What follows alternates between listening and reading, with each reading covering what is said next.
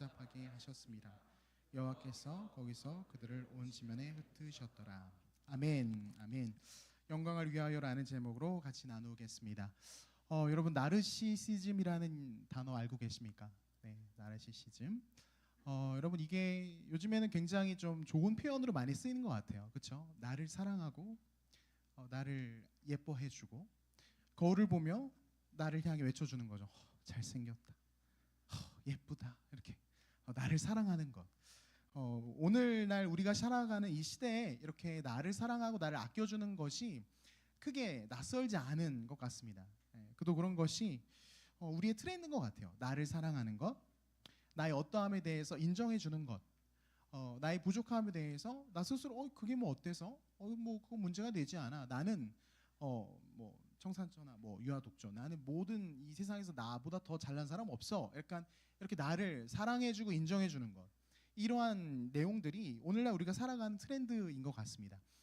그래서 제가 얼마 전에 인스타를 이렇게 보다가 제가 아는 어떤 동생이 이제 뭐 하나 올린 걸 봤어요. 근데 올린 걸 봤는데 누가 봐도 이거는 그렇게 막 박수 쳐줄 만한 내용이 아닌데 굉장히 자신을 사랑하는 이렇게 글귀와 함께 이렇게 올린 거예요. 그래서 참 자존감이 높다. 그래서 참 스스로 많이 사랑하는구나 이렇게 느끼면서, 근데 그거 하나만 본 게 아니라 이런 내용들이 너무 많은 거예요. 우리 주변에 제가 보는 것뿐만 아니라 여러분이 보는 것도 마찬가지겠죠.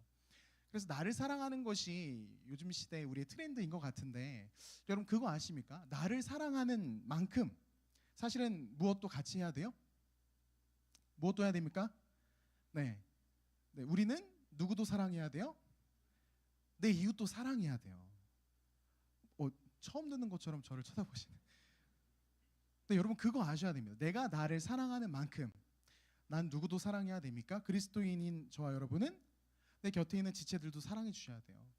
여러분 거울을 보면서 나 스스로에게 칭찬해주고 인정해주고 박수 쳐주고 괜찮아, 그 정도는 문제되지 않아 라고 한다면 옆에 있는 지체를 향해서 똑같이 괜찮아, 문제되지 않아, 너 너무 멋있어, 너 너무 귀해, 너 너무 아름다워, 너 같은 존재가 없어 라는 말을, 표정들이 어두워지고 있어요 지금, 하셔야 되는 거예요. 그게 요즘 이 시대의 트렌드라 말하는 그 나르시시즘에 반응하는 그리스도인들인 저와 여러분의 모습일 수 있다라는 거죠. 여러분 이 시간 좀 앞뒤 좌우로 한번 이렇게 한번 해줬으면 좋겠어요. 여러분 스스로 사랑하잖아요. 우리가 나를 사랑하는 만큼, 나를 인정해주는 만큼 그 마음 담아서 옆에 있는 지체를 향해서 사랑해요, 축복해요, 이렇게 한번 표현해 주는 거예요. 한번 인사해 볼까요? 한번 해봅시다. 네, 사랑합니다. 네, 축복합니다. 네, 그럼요. 적극적으로 하세요. 적극적으로. 네, 적극적으로 하세요. 네, 사랑합니다. 축복합니다.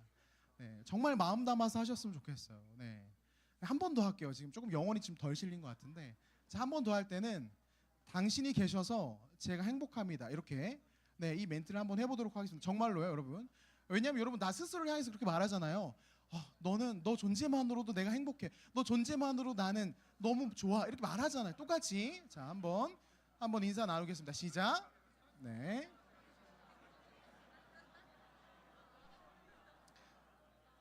네, 당신의 존재만으로 제가 행복합니다. 네가 있어서 난 너무 행복해. 너무 좋아. 네, 여러분 정말, 네, 맞습니다. 네, 네, 그래요. 사실은 이게 우리에게 마땅한 모습인 거죠. 그래서 나 혼자만을 사랑하고 나에게만 집중하는 게 아니라 우리는 실은 어디를 향해서 시선을 돌려야 됩니까? 곁에 있는 지체들을 향하여, 그리고 더 나아가서는 이 모든 것을 허락하신 창조주 하나님을 향하여 우리 시선을 돌리는 거예요. 그래서 하나님께 외치는 거죠. 하나님이 계셔서 제가 오늘도 살아갑니다. 아멘이십니까? 하나님이 계셔서 오늘도 이곳에서 이렇게 시원하게 우리가 함께 예배도 드릴 수 있고 찬양할 수 있습니다. 여러분 이러한 고백들이 사실은 굉장히 자연스러워야 되는 거예요. 여러분 하나님을 찬양하고 계십니까? 하나님을 찬양하셔야 됩니다. 하나님을 인정하고 계십니까? 하나님을 인정하셔야 됩니다. 우리의 존재는요, 나를 인정하고 나를 사랑하고 나를 찬양하는 것에서 멈추는 게 아니라 실은 나를 바라보고 나에게 중심 맞추는 게 아니라 누구요? 하나님께 찬양, 하나님께 우리의 시선, 하나님께 우리의 모든 영광을 올려드려야 된다는 것이죠. 여러분 한 번 더 할게요. 자, 이번에는 양옆에 하지 않을 겁니다. 걱정하지 마세요. 네, 걱정하지 마세요. 자, 이번에는 손을 이렇게 올려서 하나님이 계셔서 행복합니다. 이렇게 해보는 거예요. 자, 시작. 하나님이 계셔서 행복합니다. 이 고백을 하는 거예요. 이 고백을. 이게 바로 저와 여러분, 그리스도인들인 저와 여러분에게 마땅한 고백이라는 것이죠. 그럼 오늘 말씀을 좀 같이 나눌 텐데요. 오늘 말씀은 바로 이 인간의 어떠함과 또 하나님의 어떠함, 우리의 시선을 어디다 둬야 되는지에 대해서 아주 중요한 메시지들을 저와 여러분에게 던져주고 있습니다. 우리가 잘 알고 있는 바벨탑 사건이에요. 바벨탑 사건 우리 뭐 너무 익숙하죠, 그렇죠? 언어가 나뉘어지는. 그래서 오늘 시대까지 우리가 뭐 때문에 고생을 합니까? 그 언어 때문에, 그렇죠? 네, 그래서 이제 자격증 시험 볼 때마다 창세기 11장을 피면서 이 사람들이 잘못된 선택을 해서 지금 오늘날도 내가 지금 언어 때문에 힘들다라고 저는 그랬어요. 네, 저는 바로 그 장면, 언어가 하나였던, 믿을 수 없던 그 시대의 그 장면이 오늘 성경 본문입니다. 근데 여러분, 왜 언어가 나뉘어졌을까요? 무슨 이유 때문에, 무엇 때문에, 어떤 것 때문에 언어가 나뉘어졌을까요? 오늘 본문의 배경은 이렇습니다. 노아의 홍수 사건 이후로 하나님께서는 노아에게 언약하신 그대로 그 인간들 안에 여전히 죄가 있음에도 불구하고 하나님은 살려두셨어요. 심판하지 않으십니다. 그들을 살게 하시는 거죠. 노아 언약 이후에 인간들 세계에는, 노아 스스로도 그렇죠, 언약 이후에 연약한 모습을 금방 보이게 됩니다. 그리고 그 이후에 인간은 여전히 죄된 모습들 가운데 달려와요. 여전히 죄된 모습들 가운데. 그 죄된 모습이 창세기 9장, 10장 넘어가서 창세기 11장, 오늘 본문 2절에서부터 그 인생들, 이 인간들이 짓는 연약하고 어리석은 모습들이 막 본문에서 드러나는 거예요. 오늘 본문 2절, 3절에 이렇게 기록이 되어 있습니다. 한번 같이 읽어볼게요. 오늘 본문 2절과 3절이요. 한번 읽어봅시다. 읽습니다. 시작. 이에 그들이 동방으로 옮겨다가 신할 평지를 만나 거기 거류하며 서로 말하되 자 벽돌을 만들어 견고히 굽자 하고 이에 벽돌로 돌을 대신하며 역청으로 진흙을 대신하고. 아멘. 그 죄된 인간들이 그 어리석은 방향을 이렇게 보여주고 있습니다. 죄된 인간들이 모여서 고민하고 어떤 결정하는 모습이 이런 거예요. 여기서 이야기하는 그 지역은 메소포타미아 지역이라고 추정합니다. 근데 그 지역에 지금 사람들이 당시에 창세기 11장 그 시대를 살던 사람들이 그곳에서 이제 정착하겠다라는 거예요. 우리가 더 이상 돌아다니지 않고 이제 이곳에 정착해서 한 곳에 모여서 한번 같이 살아보자라는 이야기를 하고 있습니다. 목사님, 한 곳에서 모여서 살아가는 게 뭐가 문제입니까? 라고 저에게 물어보신다면 우리는 하나님의 말씀을 기억하셔야 돼요. 하나님께서 뭐라고 말씀하셨습니까? 하나님께서는요, 노아에게도 그렇고 아담에게도 그렇고 하나님께서는 흩어지라 말씀하셨어요. 땅에 충만하라 말씀하셨습니다. 여러분, 그 말씀을 한번 기억하시려는지 모르겠지만 창세기 1장 28절 이렇게 기록이 되어 있어요. 하나님이 그들에게 이르시되 생육하고 번성하여 땅에 충만하라라고 말씀하셨습니다. 그래서 이 모든 인간들, 이 사람들은요, 한 곳에 모여서 그들의 어떤 세력을 갖추고 이렇게 살아가는 것이 아니라 땅이 흩어져서 충만하게 있어야 되는 것이 원래 본래 목적이었죠. 그런데 어떻게 해요? 창세기 11장 이 바벨탑의 이 시작 부분에선 그들이 한 곳에 모여서 이제 그들의 어떤 것을 만들어 내겠다는 거죠. 함께 살아내겠다라고 말하고 있는 거예요. 그리고 그렇게 할 수 있는 이유가 있었습니다. 그것이 무엇이냐면 우리가 방금 읽었지만 드디어 이 인간들 사이에서 어떤 가능성을 발견한 거예요. 그것이 무엇이냐면 전에는 돌을 쪼개거나 아니면 돌을 쌓아서 어떤 건축물을 만들었다면 3절에서 이야기하는 것처럼 이제는 벽돌을 만들어낼 수 있는 기술, 어떤 가능성이 생겼고요. 그리고 옛날에 그 진흙을 발라서 어떤 건물들을 만들고 연결시키고 했던 오늘날로 말하면 그 시멘트 같은 것이죠. 근데 그 진흙을 발랐던 것이 이제 역청을 사용할 수 있게 되는 어떤 그들 안에 가능성을 발견한 거예요. 그러니까 사람들이 우리 안에 가능성을 발견한 거죠. 우리가 할 수 있어. 벽돌을 우린 만들 수 있고 이제 역청이라는 것도 사용할 수 있어. 우리가 할 수 있어. 그러니까 무엇을 하는 거예요? 이제 우리 함께 모여서 함께 무엇인가를 한번 도모해보자, 함께 만들어보자라는 이야기를 하는 거예요. 여러분, 무엇을 상징하고 있는 겁니까? 사람들은 지금 우리 힘으로 무엇인가를 할 수 있다라는 그 가능성을 발견하여 이제는 어떻게 해요? 하나님이 말씀하신 것처럼 온 땅에 충만하라라고 말씀하셨지만 이제는 충만한 그 흩어짐이 아니라 하나님께서 원하시는 땅에 흩어져서 살아가는 모습이 아니라 이제 모여서 내 뜻대로 내 마음대로 우리의 힘대로 무엇인가를 해보겠다는 거예요. 하나님의 뜻과는 상반된 그 결정을 내리고 있는 것이죠.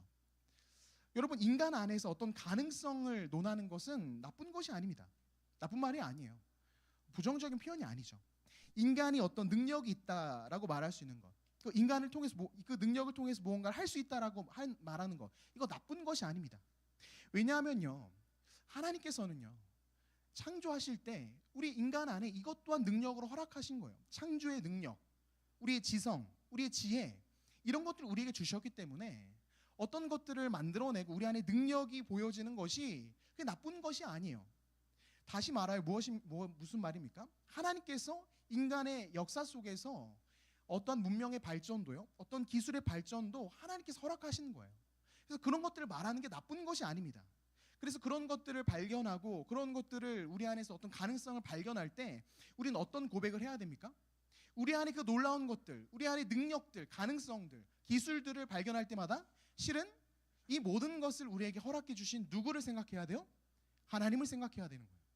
아, 하나님께서 우리에게 이걸 주셨지, 하나님께서 나에게 이런 것들을 허락해 주셨지, 그래서 내가 이것을 해낼 수 있지라는 하나님께로부터 그것이 왔다라는 겸손함을 말할 수 있어야 되는 것이죠.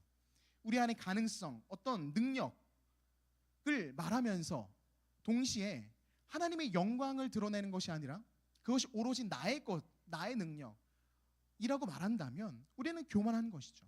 어리석은 거예요. 그리고 지금 창세기 11장이 바벨탑의 이 사람들은요 바로 그 모습을 보이는 겁니다. 내 안에 어떤 능력을 발견한 거예요.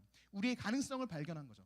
사람들이 모여서 할 수 있어, 그 가능성을 찾고 그것을 발견한 다음에 그 다음에 무엇을 말하는 거예요?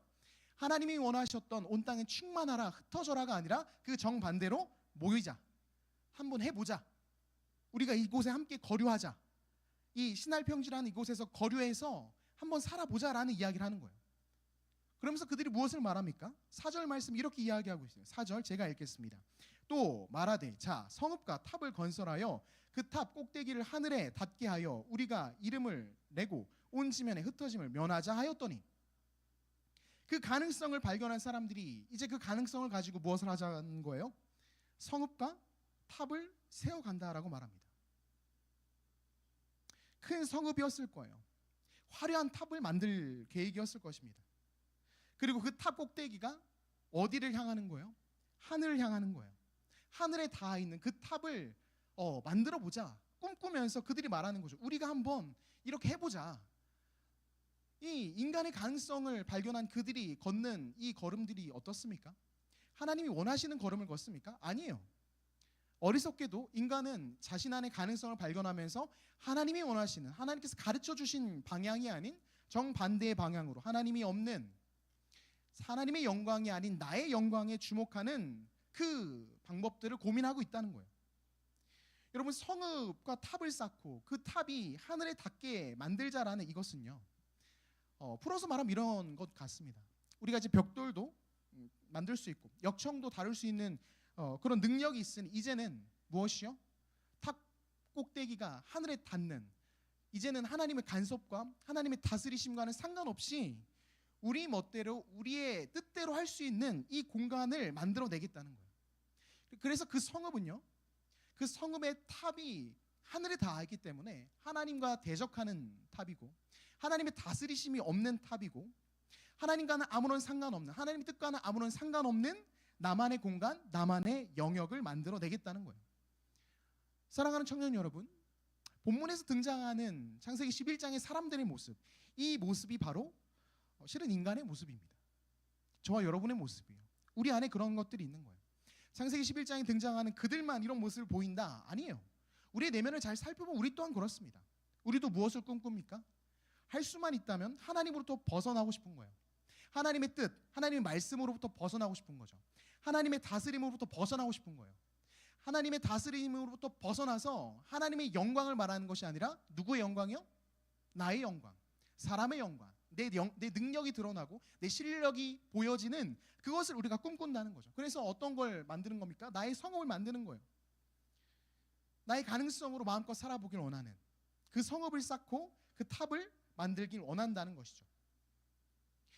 제가 전도사 시절 때 고등부 사역을 좀 했던 기억이 있습니다. 근데 그때 참 안타까운 한 학생이 지금도 생각이 나요. 주일에 예배를 잘 드려요. 잘 드리고 공과 공부도 잘하고 잘 이렇게 신앙생활 하는 듯 보였습니다. 그런데 이 친구가 항상 표정이 어둡길래 무슨 신앙적 고민이 있나, 어떤 어려움이 있나 가서 물어봤습니다. 뭐가 어렵니? 뭐 힘든 일 있니? 이렇게 물어봤어요. 그랬더니 그 친구가 하는 이야기가, 그 학생이 저에게 그러더라고요. 전우사님, 저는 나중에 20살이 돼서 대학교를 가면은 저는 꼭 다른 지역, 다른 지방으로 가야 돼요. 꼭 떠날 거예요. 꼭 벗어날 거예요. 이 이야기를 하더라고요. 그래서 아니, 무슨 소리냐? 그게 무슨 뜻이냐? 그랬더니 그 말을 하는 거죠. 이 지금 살고 있는 지역에서 벗어나서 다른 곳에서 나 마음껏 내 스스로 그곳에서 살면서 교회도 나오지 않을 거고, 이제 성인이 됐으니 내 마음껏 나를 얽매이는 모든 것들로부터 자유로워져서 자유롭게 한번 살아볼 거예요 라고 얘기하는 거예요. 그 전까지, 그게 허락되기 그 전까지는 지금은 이렇게 이 통제 안에 있지만 20살이 되면 이제 고삐가 뿔리면 난 내 마음대로 할 수 있다는 거죠. 그렇게 하고 싶다는 거죠. 근데 잘 생각해 보면 저와 여러분도 그랬던 것 같습니다. 죄송해요. 저는 그랬던 것 같습니다. 20살이 되면, 성인이 되면 이제 어떻게 해요? 내 스스로 뭔가 할 수 있는 능력이 있다고 생각하는 거죠. 그래서 내 마음대로 한번 해볼 수 있을 것이다. 벗어날 수 있고 내 뜻대로 살 수 있을 것이다. 근데 그 모습이 20살이 돼서 다른 지방에 어떤 대학이 있어서 그곳에서 생활하고 그곳에서 어떤 삶을 살아내는 그 모습, 그것을 꿈꾸는 그 모습이 바로 하나님 앞에서 죄인들이 하나님 앞에 살아가는 그 모습과 너무 닮은 거죠. 하나님을 떠나는 거예요. 어떻게든지 할 수만 있다면 내 능력을 가지고 그 다스리심을 떠나 내가 만드는 그 성읍, 내가 만드는 그 탑을 쌓아서 한번 살아보겠다라는 거죠. 그게 바로 죄인의 모습인 거예요. 그러면서 결국에는 무엇을 이야기합니까? 4절 말씀 제가 한번 더 읽을게요. 자, 또 말하되 자, 성읍과 탑을 건설하여 그 탑 꼭대기를 하늘에 닿게 하여, 보세요. 중요한 내용이 나와요. 그렇게 하는 이유가 있습니다. 그렇게 내가 내 영역 가운데 그 다스림을 벗어나서 살려고 하는 그 목적이 여기서 나와요. 그게 뭐예요? 우리 이름을 내고 온 지면에 흩어짐을 면하자 하였더니. 여러분 4절 말씀 한 번만 다 같이 읽어볼까요? 같이 한번 읽습니다. 시작. 또 말하되 자, 성읍과 탑을 건설하여 그 탑 꼭대기를 하늘에 닿게 하여 우리 이름을 내고 온 지면에 흩어짐을 면하자 하였더니. 여러분 이게 바로 목적입니다. 이게 바로 목적이에요. 결국에는 하나님이 아닌 다른 곳에서 나의 가능성과 내 능력으로 어떻게 살아보겠다. 내가 성을 만들고 내가 탑을 쌓으면서 결국에 무엇을 하길 원하는 거예요? 사람의 이름이 드러나는 거예요. 여러분 이름이 드러난다는 것은 다른 것이 아닙니다. 그 이름에 힘이 생긴다는 거죠. 영향력을 갖겠다는 거죠. 그 말은 다른 말로 해서 그 이름의 영광을 거두겠다는 거예요. 내 이름이 높아져서 내 이름을 가지고 내가 영광을 받겠다는 겁니다. 여러분 누구의 이름만 높임 받아야 됩니까? 하나님의 이름만 높임 받아야 됩니다. 어떤 존재만이 영광을 거두셔야 됩니까? 하나님만이 영광을 거두셔야 돼요. 그런데요, 어떻다고요? 이 바벨의 사건에서 이야기하는 이 창세기 11장의 사람들은 내 능력, 우리 안의 가능성을 가지고 탑을 쌓고 성읍을 만들어서 결국에 누구의 영광을 찬탈하겠다는 거예요? 하나님의 영광을 찬탈하겠다는 겁니다. 그리고 다시 말해서 이 이야기는 창세기 11장의 이들의 이야기가 아니라 이 땅에 살아가는 모든 죄인들의 이야기예요. 우리 안에 이 야망이 있는 거예요. 내 능력으로, 내 안에 있는 어떠한 가능성으로 성읍을 만들고 하나님 뜻과는 상관없는 하나님의 다스림이 영역을 끼치지 않는, 그 능력을 끼치지 않는 그 영역을 만들어서 누구의 이름을 높이는 거예요? 내 이름을 높여서 내가 그 영광을 거두겠다는 겁니다. 사랑하는 청년 여러분, 창세기 11장의 이 본문들은요, 이 말씀들은요, 오늘날 저와 여러분을 향해서 하나님께서 주시는 말씀이에요. 왜냐하면요, 오늘날 이 시대의 트렌드, 제가 설교의 서두에도 이야기했던 것처럼 이 시대의 트렌드가 무엇입니까? 나를 사랑하는 거예요. 이 시대의 트렌드는 나의 영광에 집중하는 거예요. 나의 영광을 거두고 나의 영광을 드러내며, 그래서 다른 사람들로부터 내가 많은 것을 가져와서 영향력을 그들에게 끼치고 내 힘을 갖고, 여러분 이것이 오늘날 트렌드라는 것이죠. 하지만 여러분 성경은 무엇을 이야기합니까? 이러한 트렌드와는 상관없이 하나님을 믿는 하나님의 청년들은 어떻게 살아가야 돼요? 고린도후서 5장 15절 이렇게 말씀하고 있어요. 같이 한번 읽어볼까요? 고린도후서 5장 15절 말씀 같이 읽습니다. 시작. 그가 모든 사람을 대신하여 죽으심은 살아있는 자들로 하여금 다시는 그들 자신을 위하여 살지 않고 오직 그들을 대신하여 죽었다가 다시 살아나신 이를 위하여 살게 하려 함이라. 아멘. 누구의 영광을 위해서 살아가야 된다고요? 하나님의 영광을 위해 살아가야 되는 거예요. 저와 여러분은 하나님의 영광을 위해서 다시는 나 자신을 위해 사는 것이 아니라 하나님을 위해 살아가는 존재, 하나님의 영광을, 하나님의 이름을 위해서 살아가는 존재가 저와 여러분이라는 거예요. 그리고 저와 여러분이 모인 이 교회 공동체가 어떤 공동체입니까? 하나님의 영광을 드러내는 공동체인 거예요. 그래서 아까 했죠. 손을 이렇게 올리면서 하나님 계셔서 행복합니다. 이 고백을 함께 올려드리는 공동체가 교회라는 거예요. 근데 만약에 교회 안에서 하나님의 영광을 거두셔야 되는데 하나님이 아닌 특정 목회자가, 특정 리더십이, 특정 사람이, 헌금을 많이 내는 어떤 누군가가 집중을 받고 영광을 거둔다? 여러분, 그것이 잘못 가고 있는 거예요. 그 모습은 잘못 가고 있는 모습이라는 거예요. 그래서 저와 여러분은 무엇이요? 하나님의 영광을 드러내는 존재들이고, 교회는 하나님의 영광만이 고백되어져야 하는 공동체라는 거예요.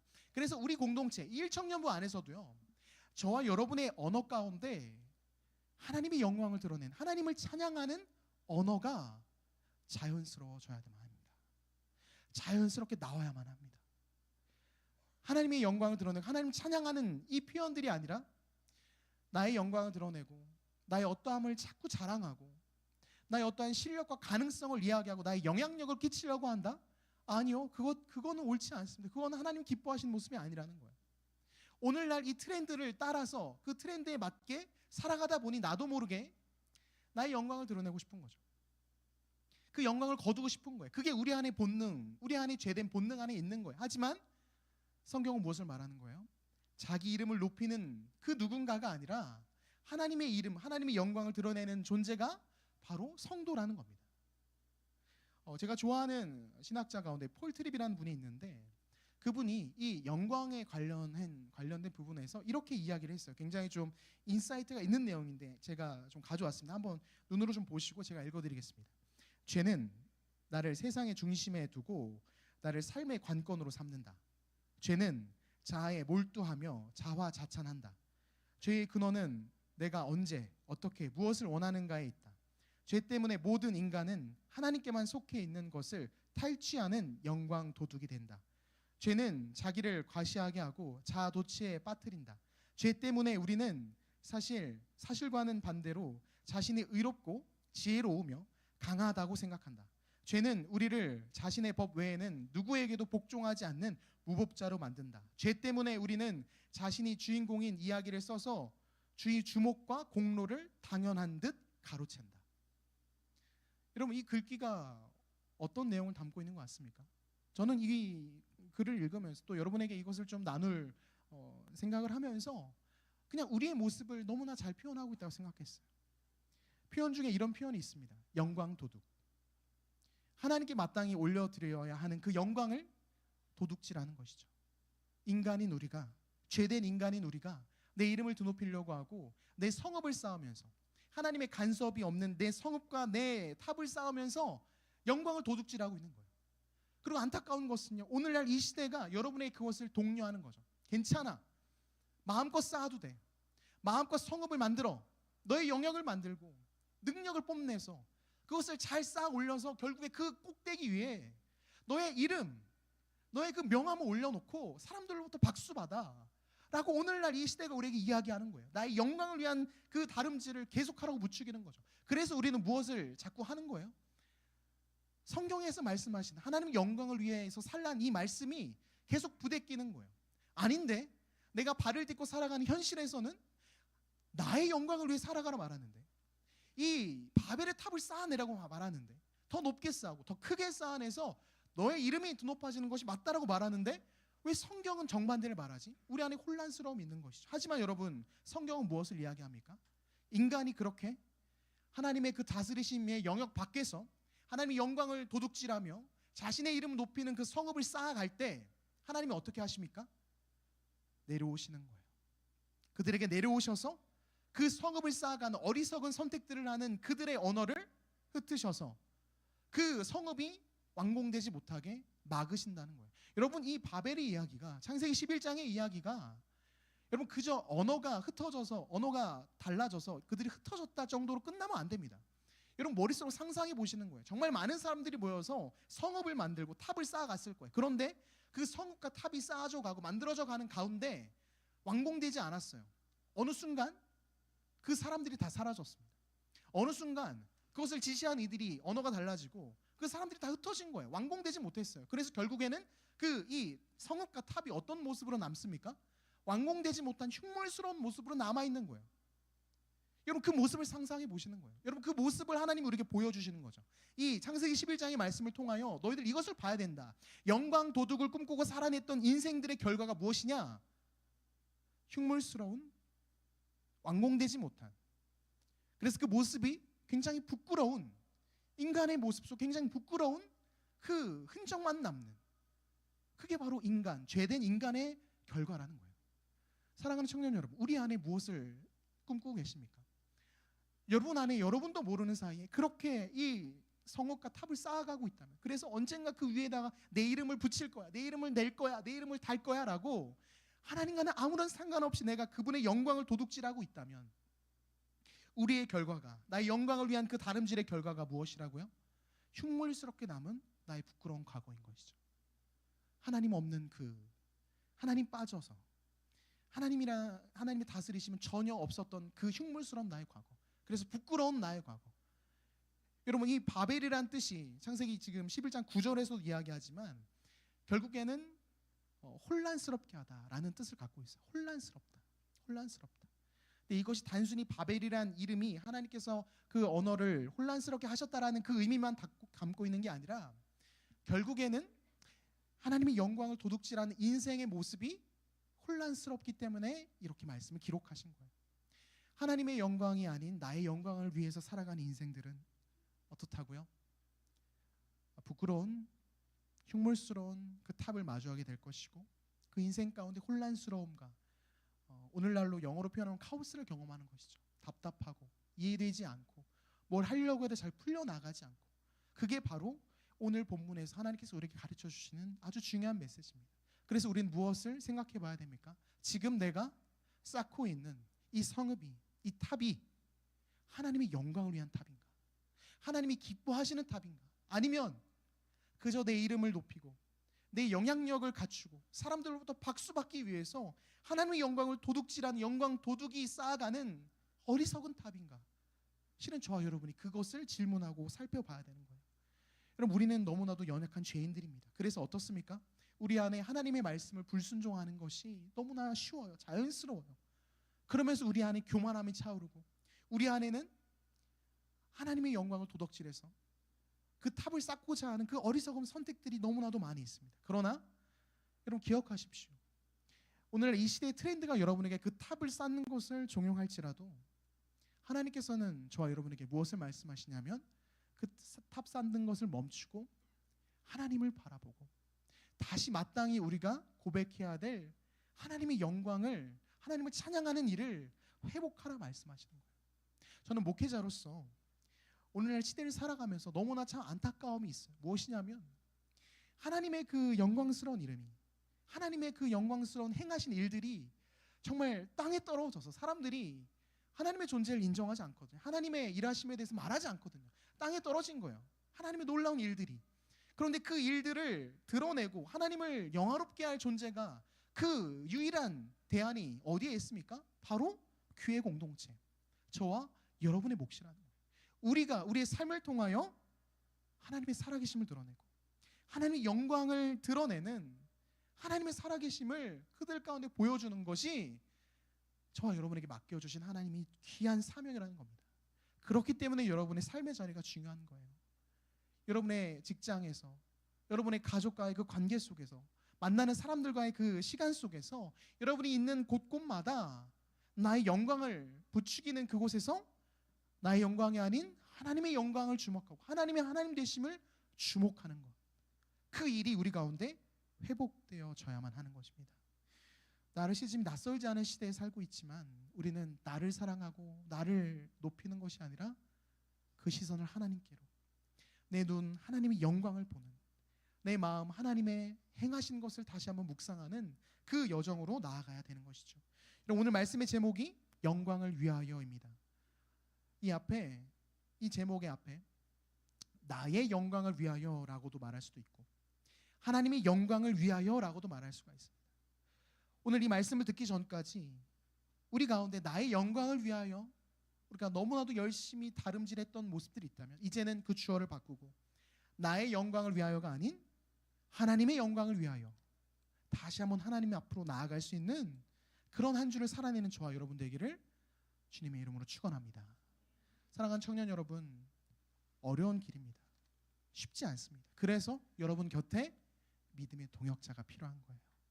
나 혼자서는 이 시대의 이 물결, 이 시대의 트렌드를 내가 이겨낼 재간이 없기 때문에 동역자가 필요한 겁니다. 동역자 된 우리 조언들, 동역자 되는 우리 리더들을 여러분 의지하고 그들에게 도움을 구하십시오. 그들에게 기도 제목을 요청하고 같이 기도하자고 하시고 같이 한번 하나님 앞에 살아내 보자고